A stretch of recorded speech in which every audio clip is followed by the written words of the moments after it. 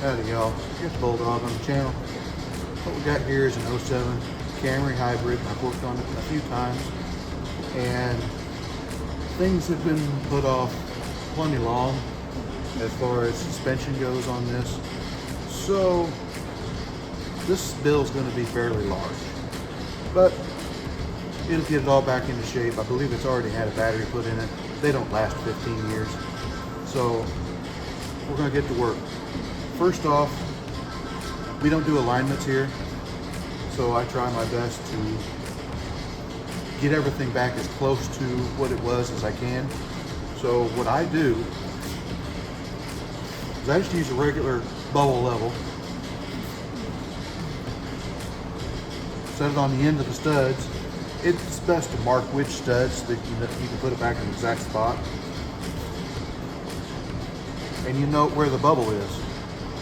When you put everything back together, what you'll do is just line this back up where it was, and that's going to set your camber right where it was. Nothing else is going to move.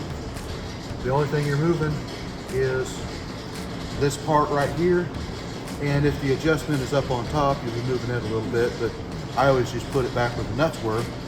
It'll have an imprint from where it came out of the factory.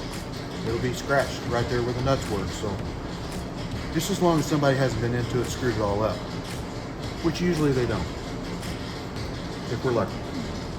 This one here, the bubble is right on the inside line.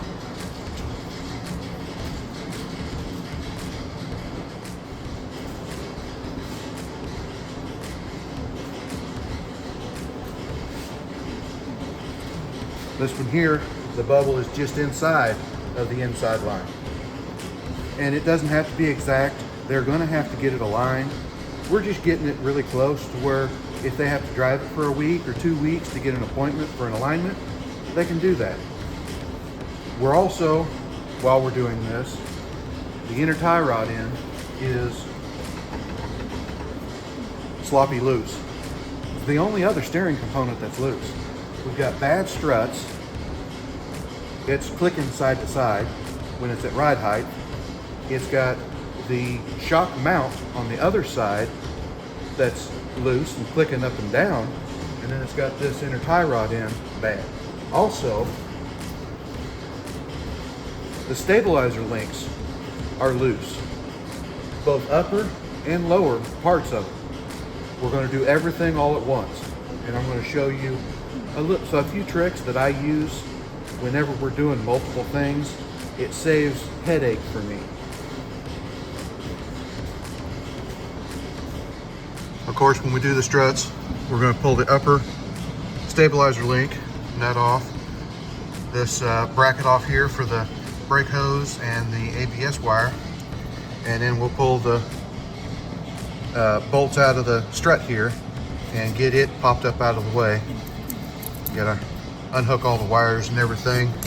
Usually that's not a big deal. Just like that. Kind of tuck everything out of the way. You don't have to unhook a whole bunch of stuff.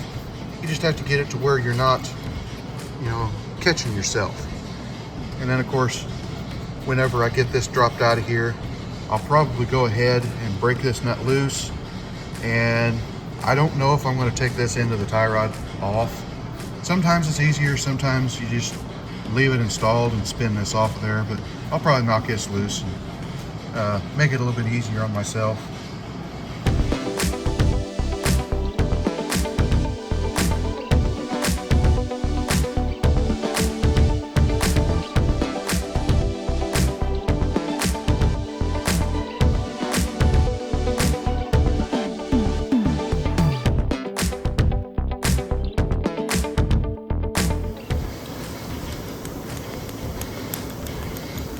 This has not been on there for very long. It doesn't look like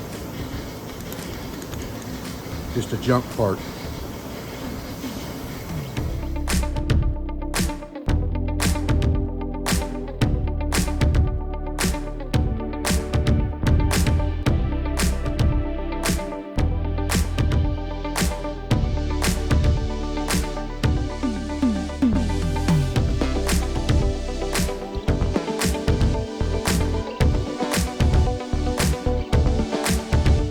Okay, in my video the other day, I made the comment about getting a quick strut. This is what you would refer to as a quick strut because it has the strut, this part here, that goes up through the middle, and the spring, which is this, and the mount, which is this here. Now, when you get a quick strut, it's all these pieces put together.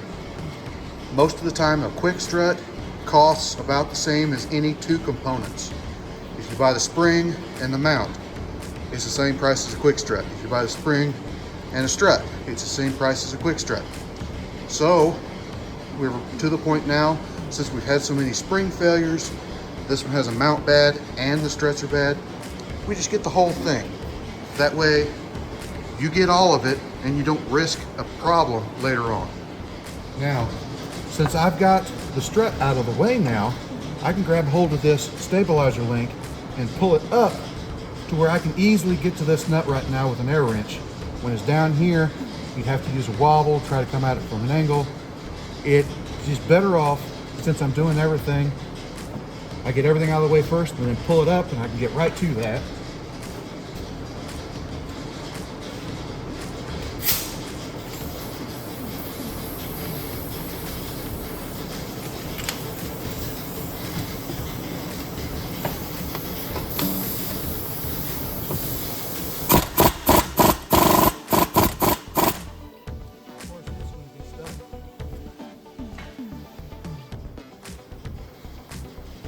Top one is nice and tight.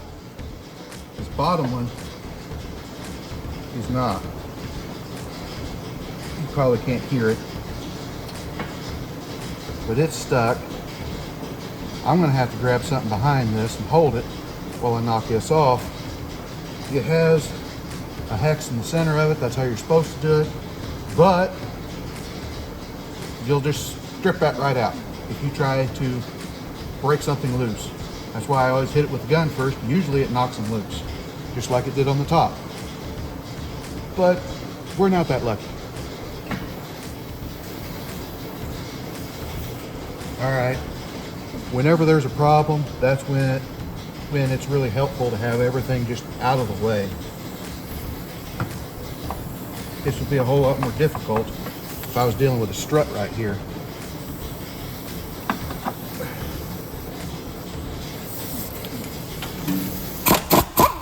There.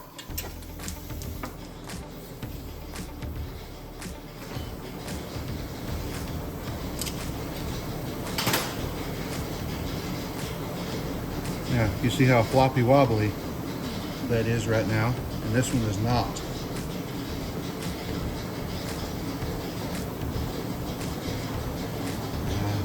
It's difficult to see it, but it's got quite a bit of slack in it. Both sides are like that. It's both the lowers too.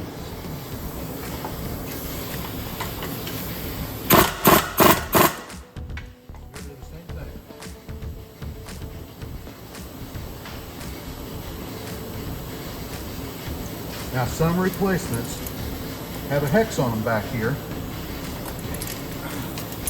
You can grab them with a wrench. But most of them hate me.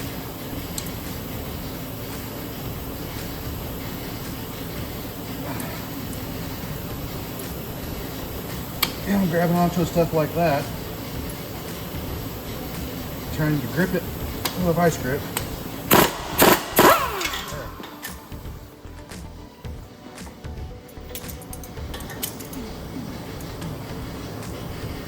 Floppy. Now we're ready to go back together with new parts. Now you might wonder if I'm going to cut the time on anything since I'm doing multiple repairs in the same area. Not this time, because there's other things that he's asked us to do too, such as he's scraped over a curb and knocked the grill out. It's floating around inside here, and there's some cosmetic stuff underneath the sides that he wants us to attach back on, and we'll just go ahead and do that for free. So, you know, we don't knock time off of us something else, and then we just don't charge for other things that he's asked to do. It's not a huge deal, but you know, it shouldn't be too much. I hope I don't have to take the front of the car off. I figure I can get it done and not have to charge him at all. All right, we got parts here finally. It's later in the afternoon. We're gonna put the tie rod on first, put the boot on it, get that kind of sewed up, and then I'll start piecing back together. I won't show you the other side because it's, you know, mirror image.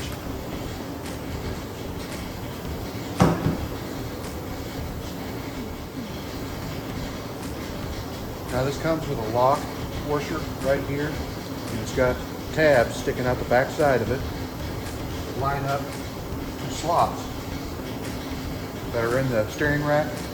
You just slide that onto your tie rod like that.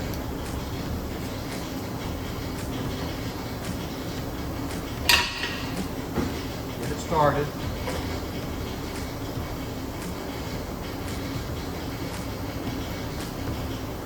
Rotate your washer until it locks in, and then spin it down.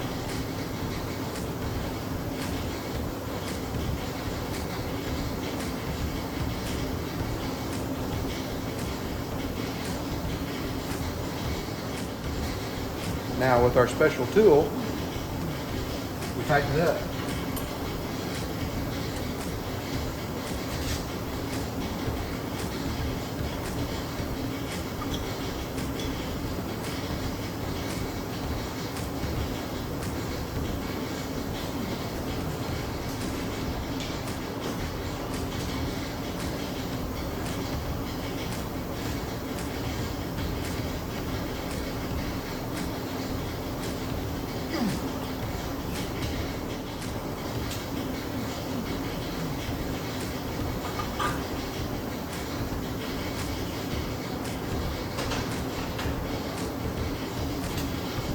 After that, we bend the sides of that locking washer over top of the flats of the tie rod.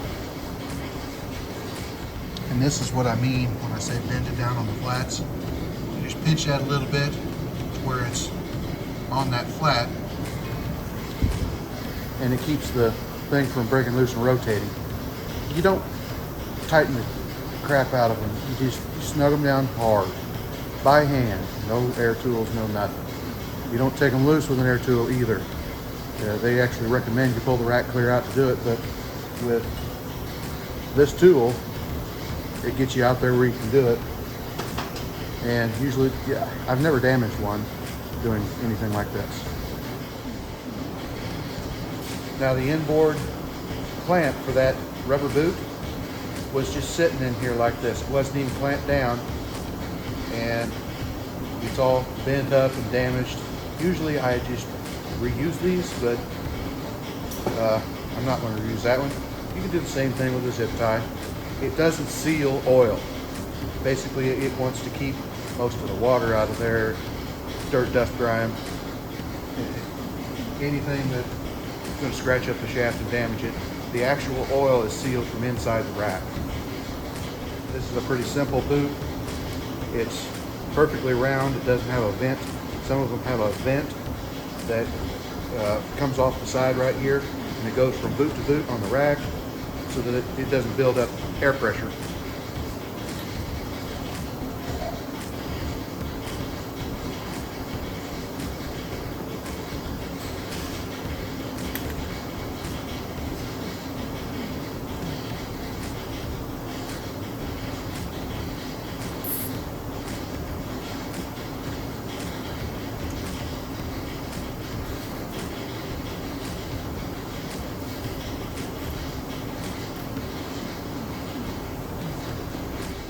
And don't be a heathen.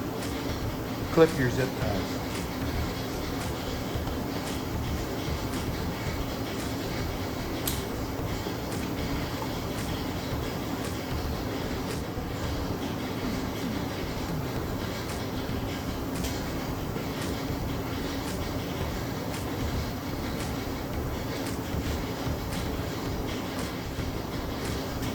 I measured this when I took it apart. Was 1.25 inches.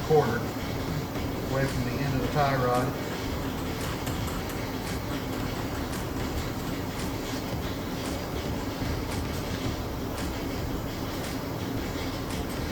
You're going to be setting it afterwards anyway, so it just has to be close.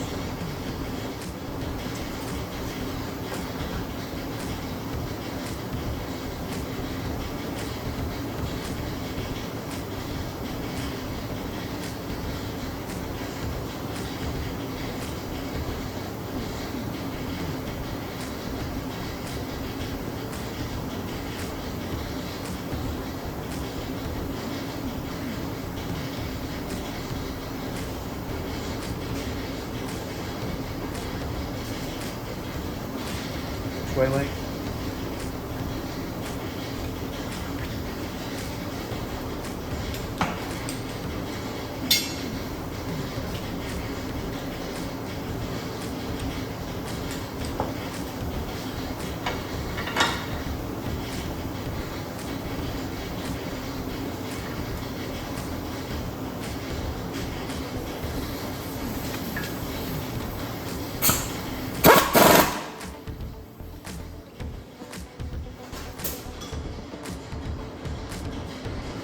All right, we're ready for struts.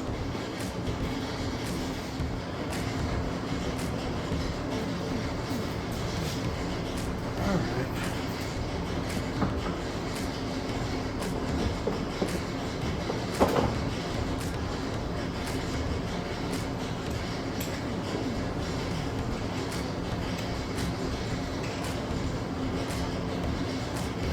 Using the new nuts that came with the new strut.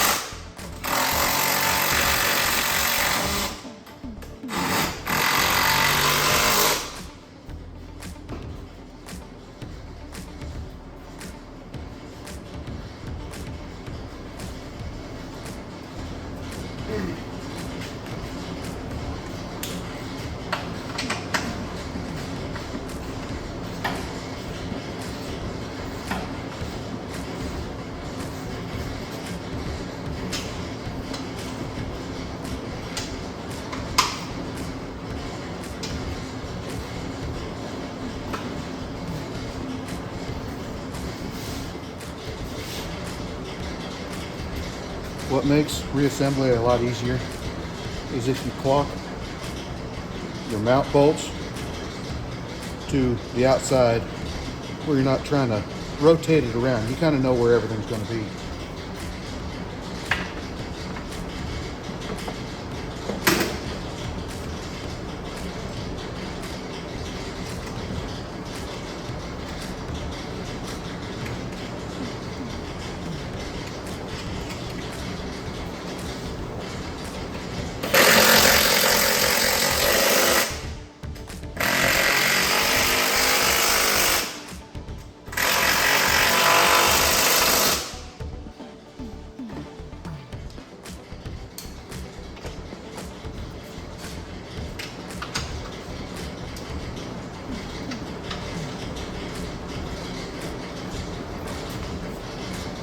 All right, let's go up, put everything together. Now remember that measurement we took at the beginning? We're gonna try to match that right now. It's just a little bit off, not very far. Basically, if I push all the slack out of it that way, it should line up.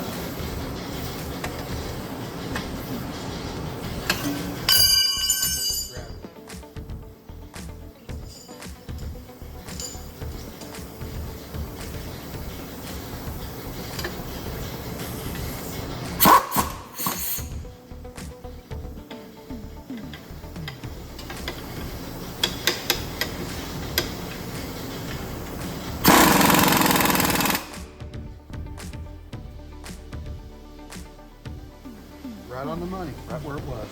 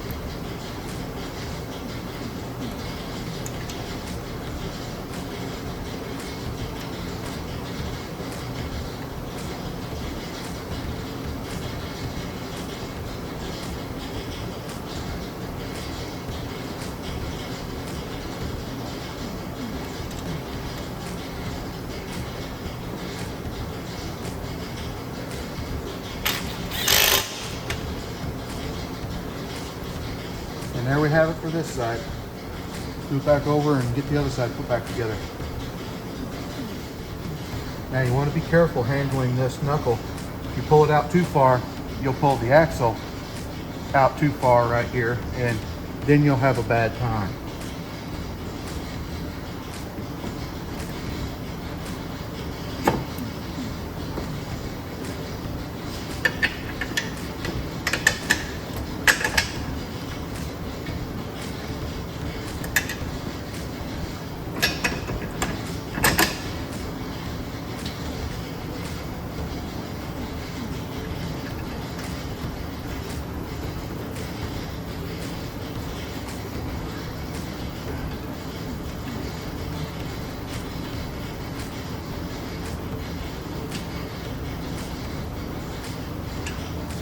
Come on.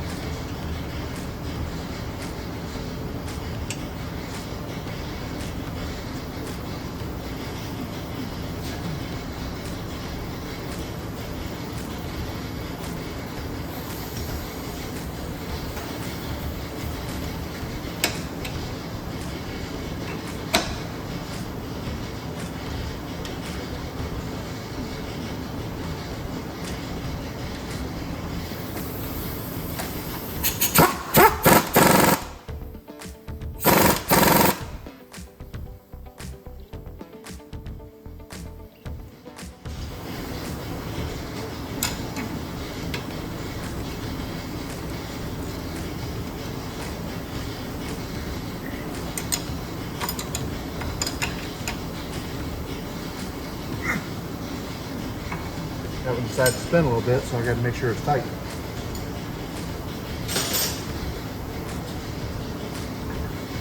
Put the tie rod back in there. It don't have to be tight. It just needs to be, halfway lined up whenever I tighten up the strut.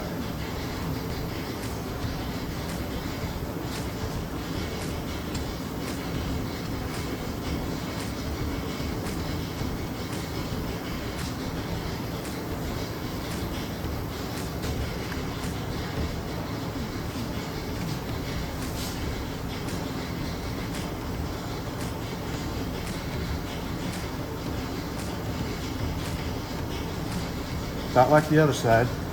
Take all the slack out going in, and it should be good.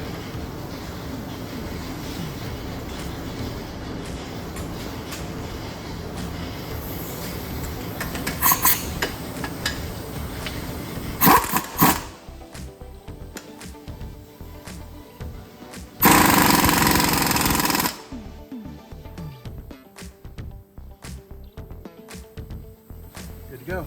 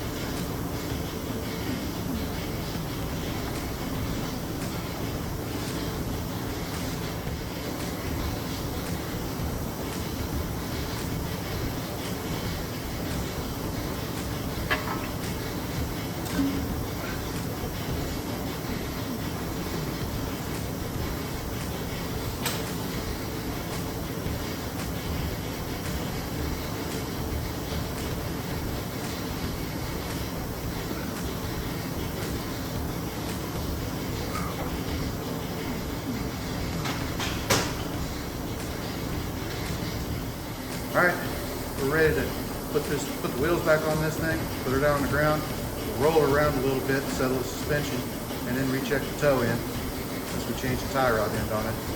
Other than that, it should be really close as far as alignment goes. That's it on this car. Like, comment, subscribe, hit your little bell notification, share it all around. We'll talk to you later.